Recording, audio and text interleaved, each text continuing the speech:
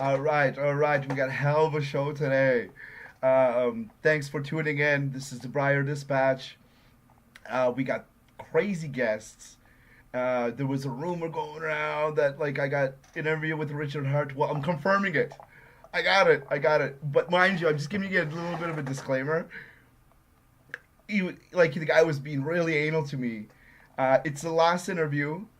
It's very short. The guy wouldn't answer my questions. He was like ignoring me. He was beating around the bush. He showed me his. Anyway, he dropped his drawers, bro. Anyway, you'll see. You're gonna see it, and you're gonna like. Anyway, I can't. I couldn't believe he did that. You know. Anyhow, we also got Bitcoin Airlog, which is a whole like drama thing that's going on in the Briar Patch. I don't even know if I want to talk. I really don't want to get involved in it. Anyhow, what else did I say? Oh, we got Tone Vays. Tone Vays is in the house, a very hard person to get a hold of. Man, that guy's like all over the world. I used to think Andreas Anthropoulos was like international. Now it's Tone Vays is just like taking over. You know what I'm saying? Which is good. Which is good. Anyhow, so I'm just gonna give you a little bit of rundown of what's going on.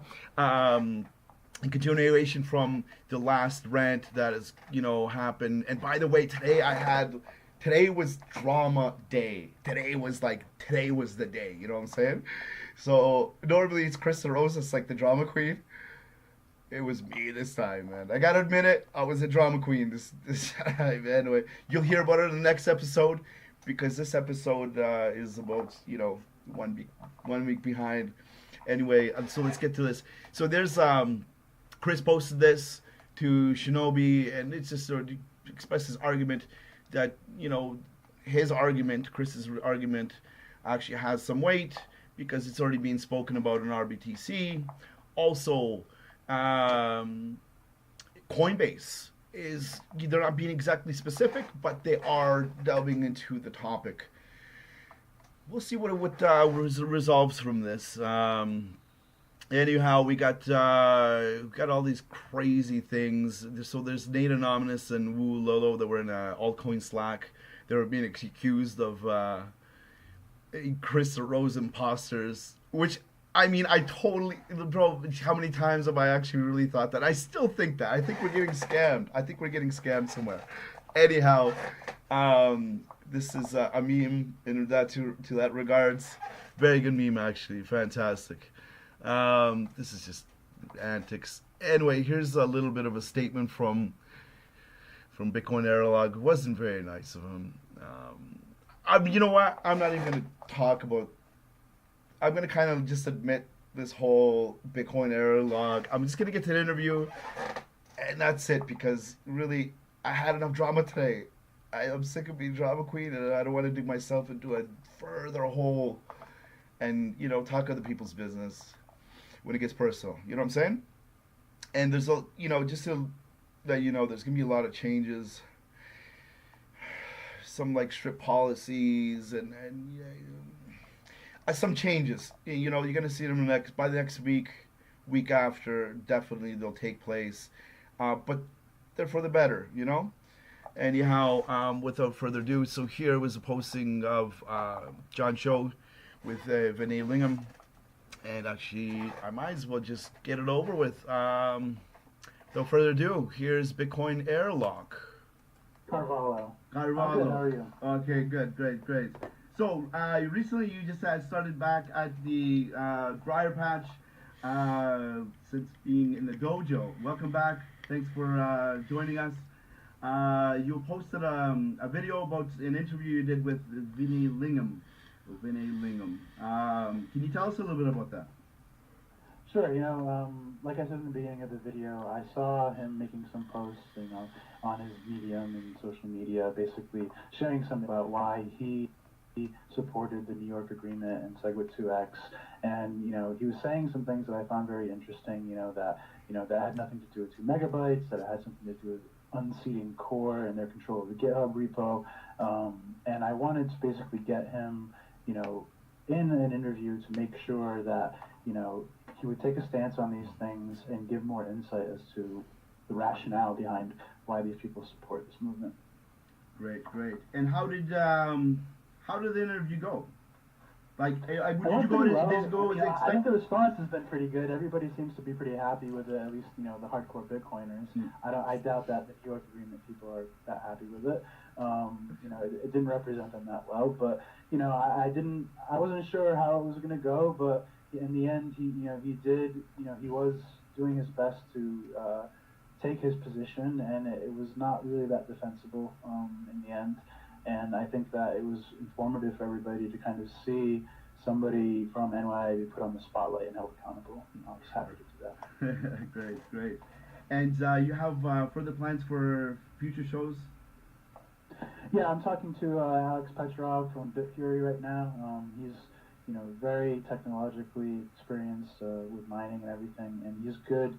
I've met him in the past, and he's been really good with sharing kind of data and information and graphs about various things to do with mining and Bitcoin. And so I'm interested to see how working for a company that supports MIA, that's a miner and not a Chinese miner, is going to play out, and why he supports this. And I think he'll actually probably have technical arguments, so we'll see. It could be more interesting. So it is going to be an ongoing show with you. You're going to be doing these like weekly, every couple of weeks, or? I mean, I don't have any specific plans. I did initially go into this wanting to do like a show and I give it a name and everything. But for right now, I'm just using my handle that I've been using, Bitcoin Error Log, and I'm just going to take content as it comes. I feel an urge to make content that brings value to the community, that helps Bitcoiners. And I'm not really going to just do stuff as filler or force it. If there's not a show to do, I won't do it. But I do hope to do more, and I hope to actually piggyback it with other content. I have a guy that wants to do some trading charts and stuff like that, and a gamer that we're going to try probably doing some streaming where we play a game and talk about Bitcoin, so just stuff like that. Hey, you really do give value to the community. Keep up the good work. Thanks. All the best, and I'll see you in the Briar Patch. All right, see you later, man. Thank you very much. Have a good. All right, so there you have it. That was Bitcoin Error Log. Good job. As I said, I'm not gonna get into the details of what happened with Bitcoin Error Log. It happened. What can I say? Anyway, so we can get right into the memes. One of my favorite memes. I say this is like number 2, between number 2 and 3. I can't decide. It's really hard, but really, really good. Fantastic. I don't know who made it, but was it James McPickle? I have no idea who actually made it. Who posted it is a different story. Anyhow, let's get on to some further memes. All right, very good. This one's fantastic. This is just great. He's got his keyboard. Look, he's got his keyboard. This is great as well. Tidwell, shoutouts. No disrespect. This is good. This is really funny. And Mike in Space. He's selling his car, by the way. You know what? I had a commercial. Anyway, that commercial is going to come out next week. So there's like this commercial about him selling his car because he posted it on. Anyway, you'll see. It's going to be really good. And Mike's getting more and more famous. Look at him. He's an astronaut fighting machine and all that. All right. Few more memes. Hey guys, keep up the memes. These are like, memes are so expressive. They mean so much. And well, hey, we're doing a whole show about them, Here's the laughing guy. I forget what his name was again. What did he refer to him as again?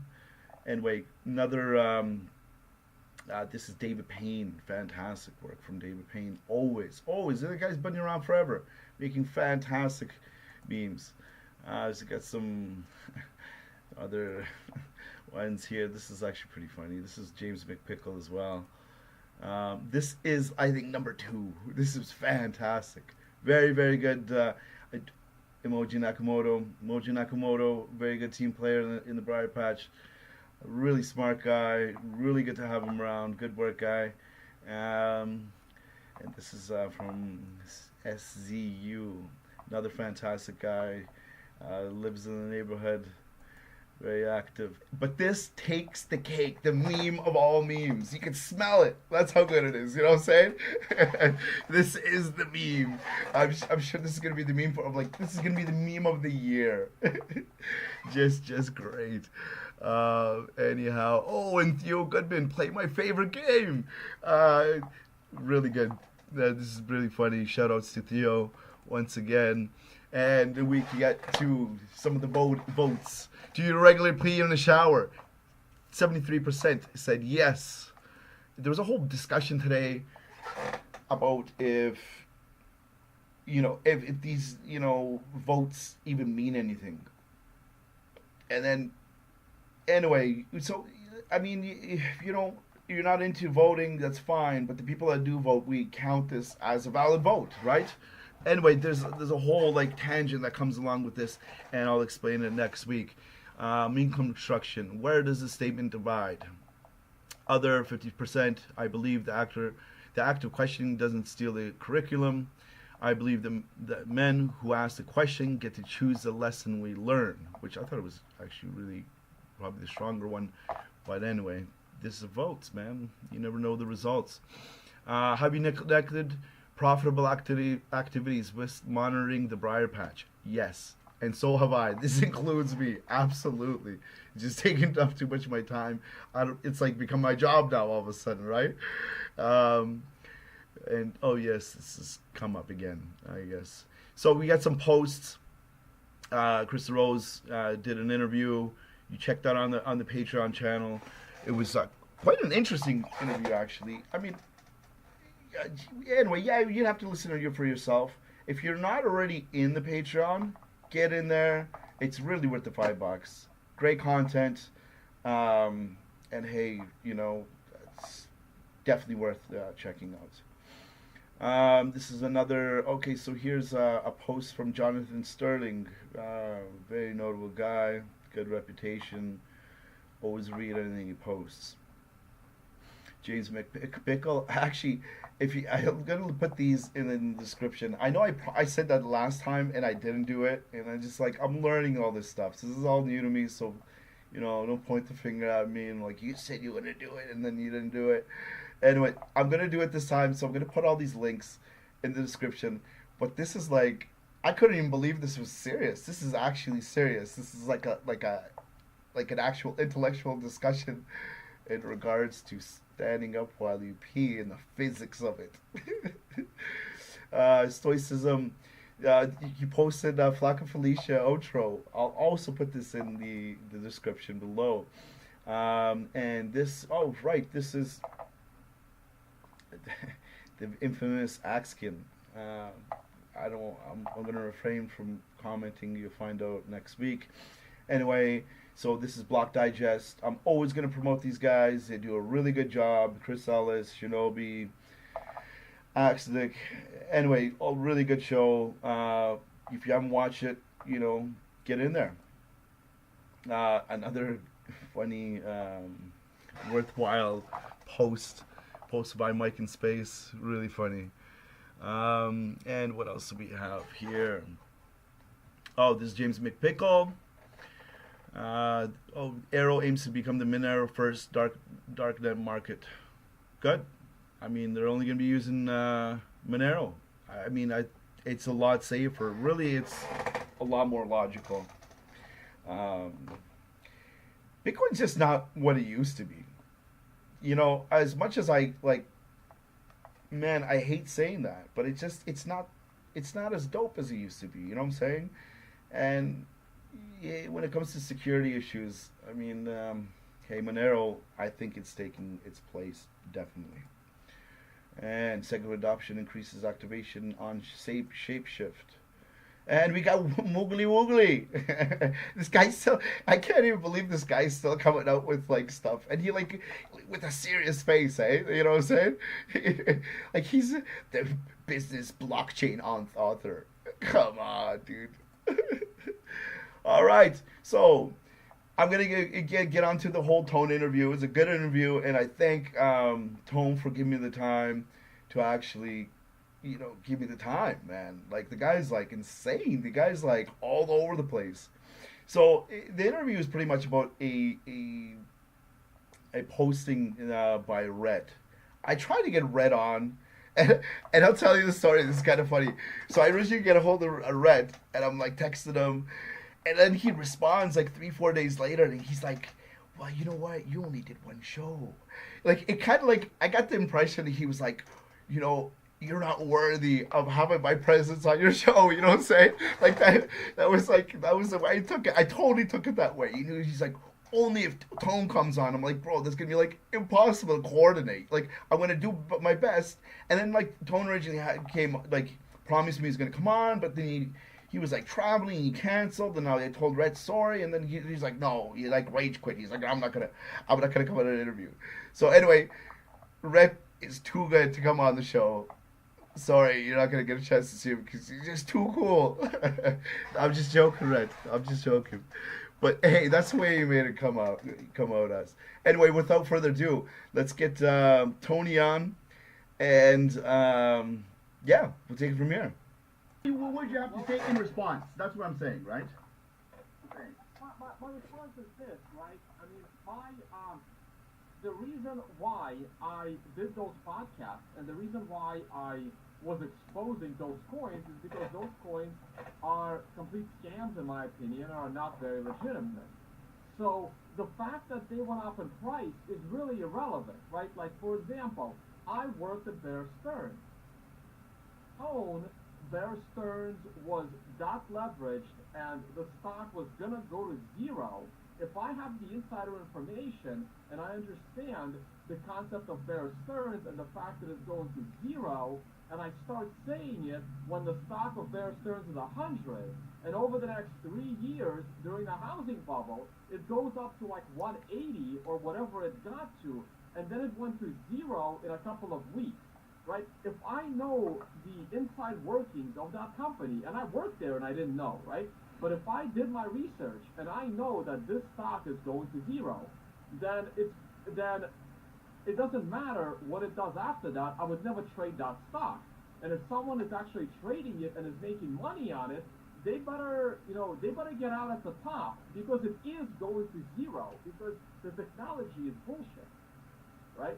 So it's really irrelevant. It's like if I tell you that, yeah, this guy is building a Ponzi scheme, and then you tell me, yeah, but look how much money I made over the next year, it doesn't change the fact that it's a Ponzi scheme and it's going to go away. The reason why, okay, so here's why I don't trade crypto, okay? First of all, if it's not Bitcoin, I'm expecting it to go to zero. So there's no way I'm trading it, all right? If it's Bitcoin, I have a problem trading Bitcoin because I have to expose my Bitcoin on an exchange, and I don't like the exchange risk. So even if I wasn't busy, even if I had time to sit in front of my computer all day, I would not be trading Bitcoin because I don't want to leave my Bitcoin on an exchange. Right. That leaves traditional markets because my money is safe at a brokerage account, and the government has told me that these companies are all legitimate. And the only way a company that I'm trading that's on the Nasdaq or on in the S&P 500 or in the Nasdaq 100 is if there are insider workings of that company that I am not aware of, that the company is going to zero. Had I had insider knowledge, or had I spent like a year researching, I don't know, any company on the Nasdaq, let's say Nvidia or whatever, right? If I knew insider information that their chips are going to start blowing up or something, I would never trade it because I know the stock is going to go to zero. That's the situation here. I know Dash is a scam. So I know Dash is going to go to zero. It is not going to replace Bitcoin. So if it's going to go up to any number, Dash can go to $1,000 a coin. It's completely irrelevant because I know it's going to zero, so I would never ever trade it.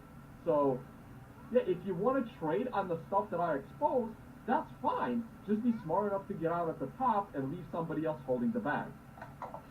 All right. That's pretty much my commentary. Hey, you know what? That's all we needed, man. I only needed the 5 minutes that you spent with me. Hey, thank you very much for all your time, Tone. Really, I really appreciate it. I know you're a very busy guy. I got reverb.